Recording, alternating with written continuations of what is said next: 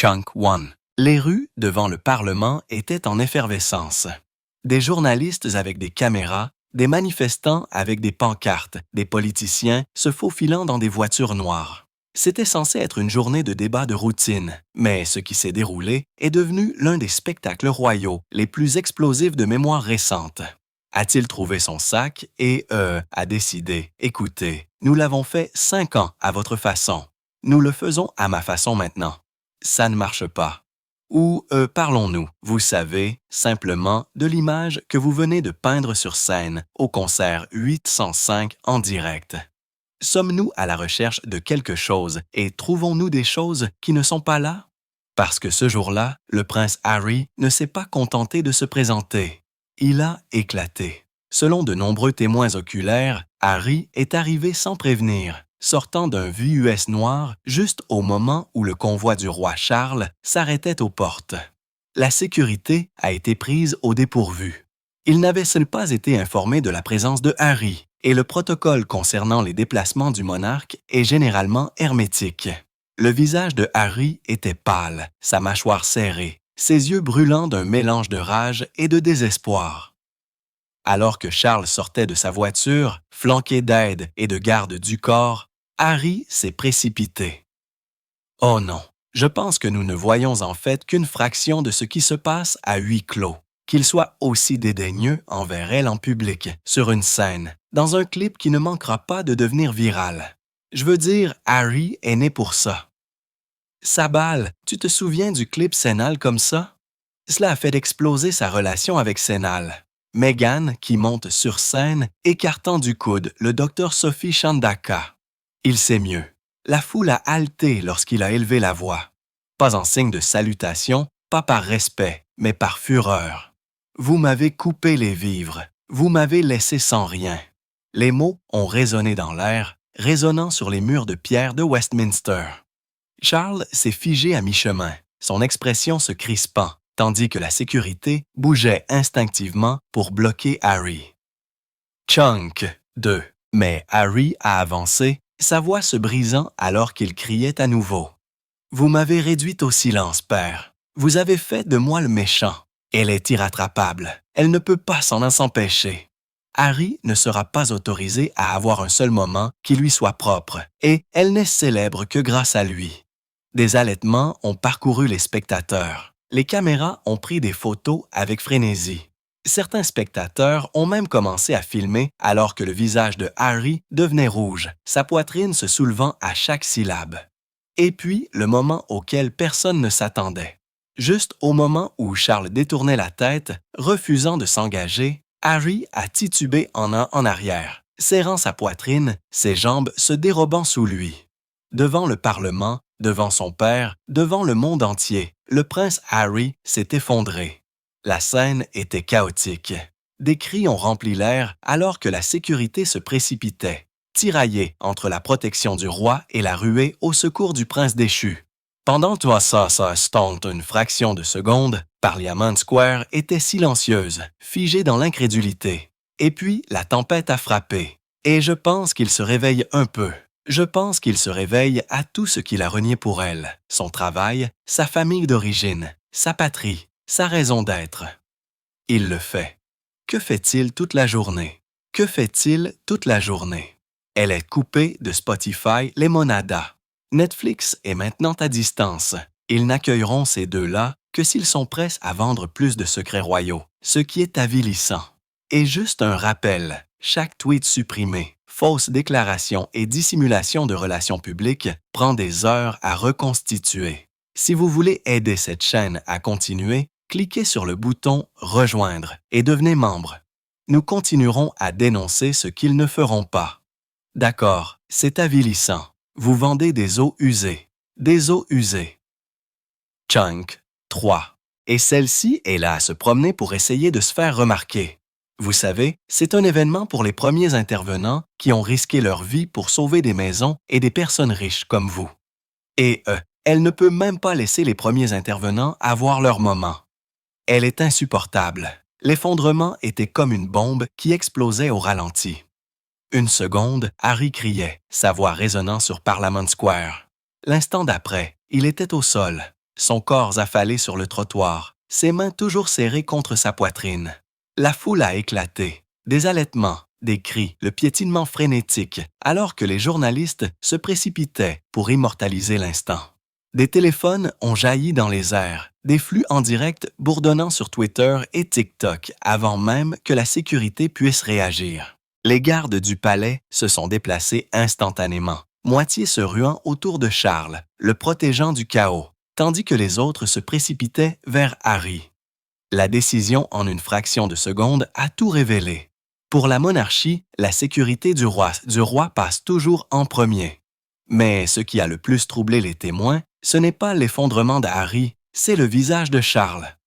Selon ceux qui étaient assez près pour voir, le roi n'a pas bronché, il n'a pas crié, il n'a pas bougé. Il s'est simplement tenu là, les lèvres pincées en une fine ligne, les yeux fixés devant lui, comme si son fils n'était pas étendu à quelques mètres de là. Un témoin oculaire, un assistant parlementaire, a murmuré après coup. C'était glaçant.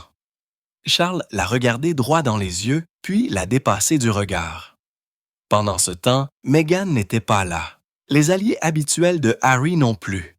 Il était seul. Seul devant le Parlement, seul devant les caméras, seul devant son père.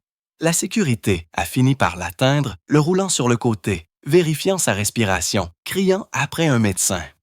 La foule s'est approchée, horrifiée, mais fascinée. Et par-dessus tout, les caméras ont continué à cliquer, capturant un tableau qui allait faire la une des journaux dans l'heure. Harry s'est effondré aux pieds de son père. Charles immobile, refusant de se pencher.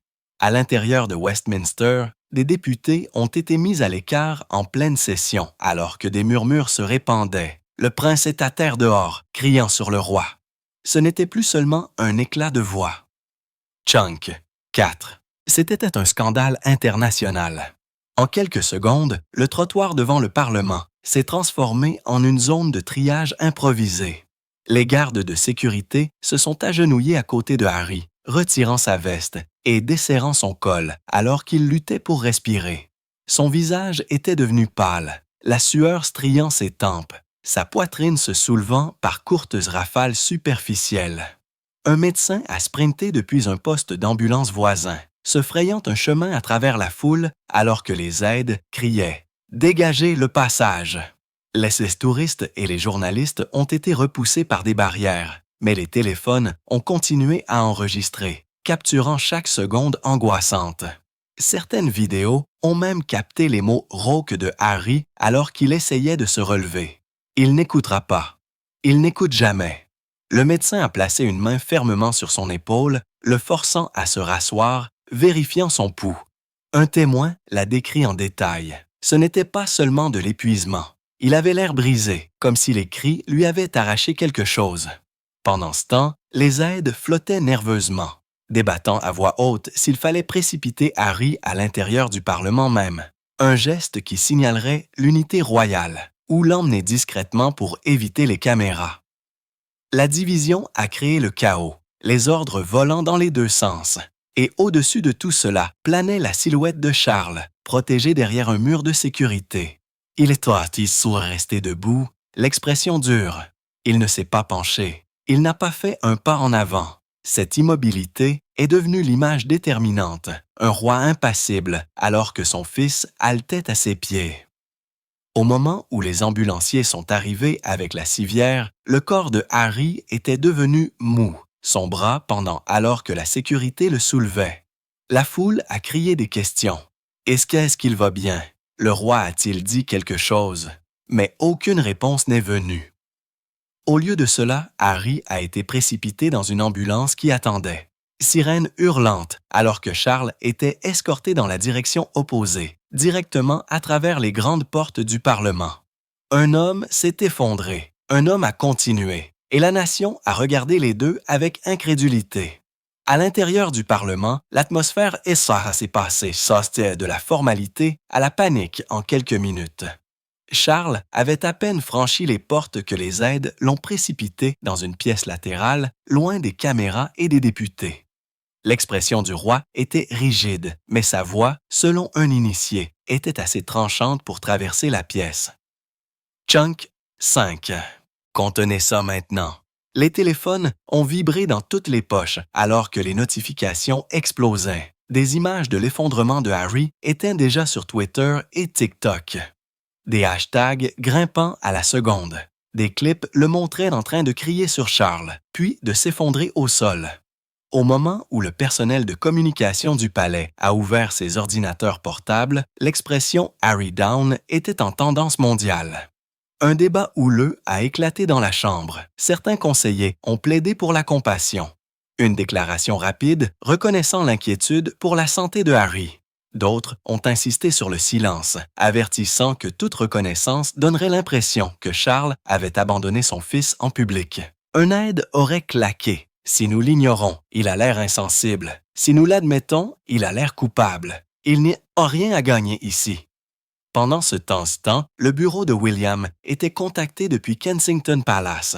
Sa réponse a été « Kurt, il ne s'agit pas de la santé de Harry.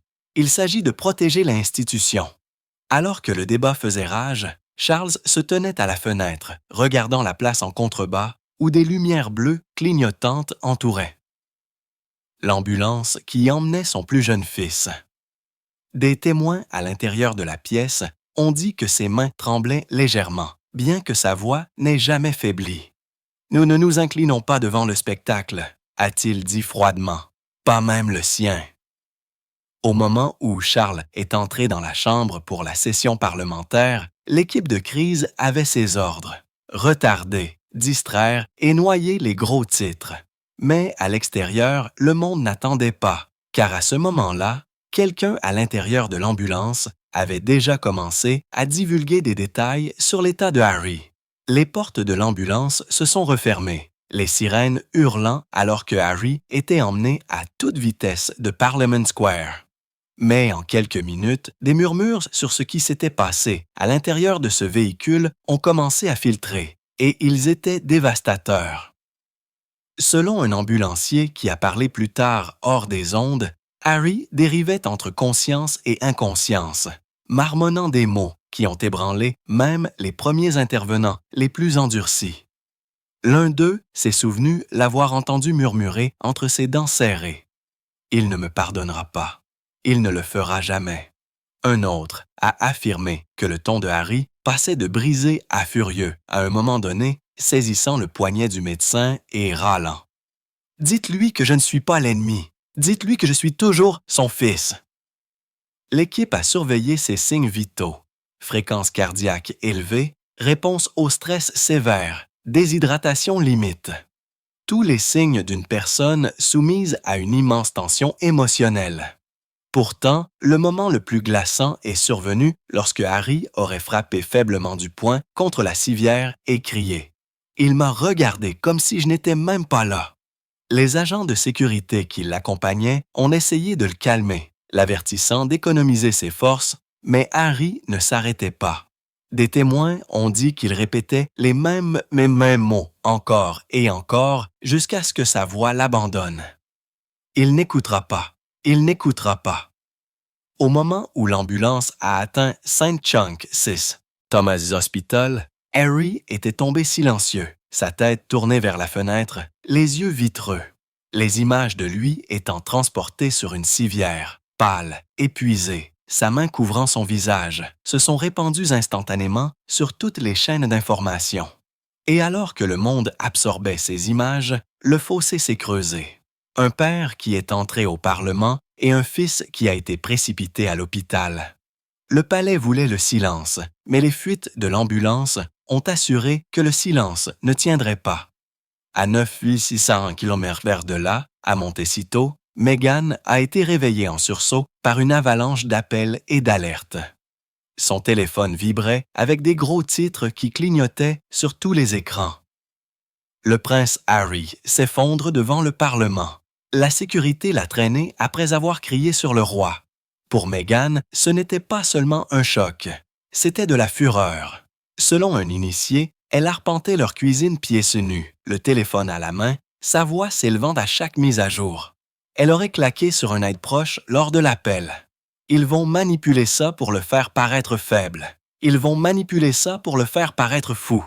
Je ne les laisserai pas faire. Meghan a immédiatement activé son équipe de relations publiques. Des ordres ont été envoyés aux médias amis aux États-Unis. Présenter Harry non pas comme un homme s'effondrant de rage, mais comme un fils écrasé par des années de négligence. Des projets de déclaration ont été préparés en quelques heures. Une ligne divulguée par son équipe de communication disait « Harry porte le poids de l'abandon depuis des années ». Ce qui s'est passé devant le Parlement, ce n'était pas de la colère, c'était un chagrin d'amour. Mais derrière la présentation soignée, des sources proches d'elle disent que Meghan tremblait. Elle a revu les images encore et encore, regardant le visage de son mari alors qu'il criait sur Charles, puis s'effondrait au sol.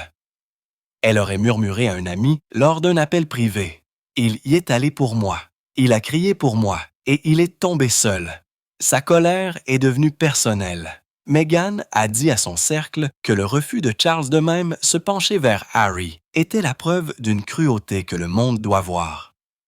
À l'aube en Californie, elle avait un plan pour transformer l'effondrement de Harry en un symbole, non pas d'humiliation, mais de sacrifice. Un fils détruit par le silence d'un père. Chunk 7. Mais de retour à Londres, les fonctionnaires du palais agissaient tout aussi vite. Non pas pour protéger Harry, mais pour retrouver qui avait divulgué les détails de l'ambulance et pour enterrer l'histoire avant que la manipulation de Meghan ne puisse dominer. À Buckingham Palace, l'atmosphère était volcanique. Au matin, les fuites de l'ambulance étaient partout. Harry marmonnant à propos du pardon, criant que Charles n'écouterait pas. Pour Charles, ce n'était pas seulement embarrassant, c'était dangereux. Son rejet privé était maintenant dépeint comme une trahison publique. Une réunion d'urgence a été convoquée. Les téléphones ont été confisqués. Les portes ont été verrouillées. L'ordre du jour était direct. Trouver la fuite, tuer l'histoire, protéger le roi. Les enquêteurs du palais ont commencé à passer au peigne fin le registre de l'ambulance. Quels étaient les ambulanciers à bord? Quels agents de sécurité ont écrit? Qui a fait le premier appel à la presse? Chaque nom a été vérifié croisé. Chaque téléphone a été examiné de près. Une source a décrit l'atmosphère comme une chasse aux sorcières au sein d'une crise. Mais alors même que le palais chassait, la machine à manipulation rugissait à la vie. Des notes d'information ont été envoyées aux journalistes favorisés, les exhortant à adopter un récit plus doux. Harry a subi un épisode lié au stress, pas un effondrement. La confrontation avec le roi a été exagérée par des passants.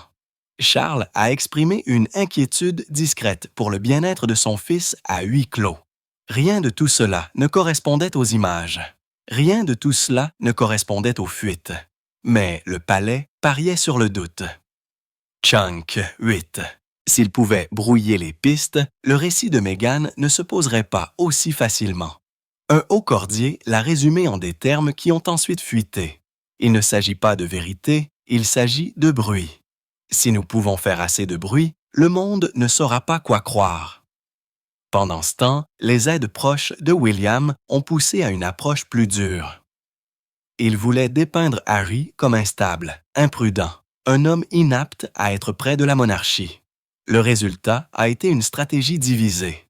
Compassion du camp de Charles, condamnation de celui de William, deux factions royales, un objectif, empêcher Meghan de prendre le contrôle de l'histoire. Mais ce qu'ils ont sous-estimé, c'est le pouvoir des images, parce qu'aucune quantité de manipulation ne pouvait effacer l'image maintenant gravée dans la mémoire du monde. Harry criant sur son père, puis s'effondrant à ses pieds. Le lendemain matin, deux histoires entièrement différentes se déroulaient des deux côtés de l'Atlantique. En Grande-Bretagne, les tabloïds étaient impitoyables. Les gros titres ont crié à travers les premières pages. L'effondrement de Harry au Parlement. Le prince s'effondre dans un accès de rage. Les commentateurs l'ont présenté comme instable, dangereux et humilié. Un homme qui s'était crié jusqu'à l'effondrement, embarrassant la monarchie dans ses salles de pouvoir les plus sacrées. Mais aux États-Unis, le récit était radicalement différent. Les émissions matinales ont commencé avec des tons sympathiques, les présentateurs s'appuyant sur la manipulation de relations publiques de Meghan. Harry s'effondre sous la pression de la rupture familiale, le prince accablé par la froideur de son père. Des clips de Charles immobile pendant que Harry tombait sont devenus des pièces maîtresses, rejouées encore et encore avec des légendes comme le silence d'un père. La division était brutale. Les médias britanniques ont dépeint Harry comme un fardeau. Les médias américains l'ont dépeint comme une victime. Et au milieu, le palais bouillonnait. En ligne, la division était encore plus nette. Chunk 9. Le Twitter britannique était en tendance avec des hashtags comme Babu Bachary, dérangé et effondrement royal. Tandis que de l'autre côté de l'océan, des hashtags comme Ashon Stand with Harry et Charles Cold Heart ont augmenté, les boucles TikTok de l'effondrement de Harry côte à côte avec l'expression vide de Charles ont accumulé des millions de vues en quelques heures. Les analystes royaux ont mis en garde contre le danger. Un commentateur a noté « Ce n'est pas seulement une crise de relations publiques, c'est une bataille pour la garde de l'opinion publique. » Et en ce moment, l'Amérique voit un fils brisé alors que la Grande-Bretagne voit un homme brisé. À l'intérieur du palais, les conseillers de Charles ont redoublé d'efforts. Ils ont insisté pour que le récit britannique tienne bon. Le roi ne doit pas être dépeint comme cruel. Mais le camp de Meghan en Californie a vu une ouverture et a commencé à se préparer à la saisir avec quelque chose de plus grand que les gros titres. Parce que pendant que le palais se battait pour manipuler, Meghan était déjà en train d'organiser une arme qu'il ne pouvait pas contrôler, la propre voix de Harry. À l'hôpital Saint-Thomas, la pièce était sombre. Les rideaux tirés contre une nuée de caméras qui attendaient à l'extérieur. Harry bougea sur le lit, groggy, la gorge irritée d'avoir crié, la poitrine douloureuse alors que les moniteurs émettaient des bips constants à côté de lui. Quand il a finalement ouvert les yeux, les premiers mots qu'il a murmurés n'étaient pas au médecin. Ils étaient destinés à un aide à la sécurité assis à proximité. M'a-t-il seulement regardé? L'aide n'a pas répondu. Harry tourna la tête, fixant le plafond, son visage tendu par l'épuisement et l'incrédulité. Selon le personnel de l'hôpital, il revenait sans cesse à la même pensée, marmonnant à voix basse. « Il m'a laissé là. » Il s'est éloigné. Une infirmière s'est souvenue plus tard que Harry lui avait serré le poignet avec une force surprenante et avait râlé. « Dites-leur que j'ai essayé. Dites-leur que j'ai supplié. » Il ne voulait pas m'entendre. Ces mots auraient dû rester à l'intérieur des murs de l'hôpital. Mais le soir, des bribes avaient fuité, transportées en Californie, où l'équipe de Meghan les a saisies avec précision.